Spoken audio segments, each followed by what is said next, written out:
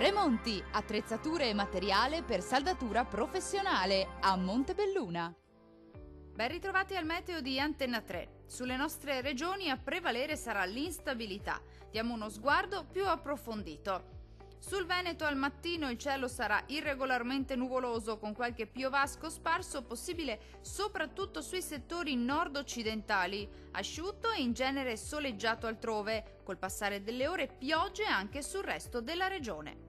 Temperature minime tra 16 e 20 gradi, massime comprese invece tra 23 e 27 gradi circa. Situazione molto simile sul Friuli Venezia Giulia con occasionali rovesci solamente sui monti al mattino.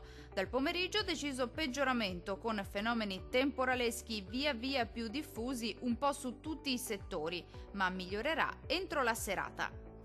Temperature minime comprese tra 18 e 20 gradi, valori massimi oscillanti invece tra 28 e 31 gradi circa. Non cambia di molto la previsione sul Trentino Alto Adige, sarà bel tempo ovunque al mattino con cielo sereno o al massimo poco nuvoloso. Dal pomeriggio peggiorerà un po' ovunque con qualche temporale a carattere sparso. Le temperature minime si attesteranno intorno ai 17 gradi, valori massimi compresi invece tra 23 e 25 gradi. Dal meteo di Antenna 3 per ora è tutto. Arrivederci al prossimo aggiornamento.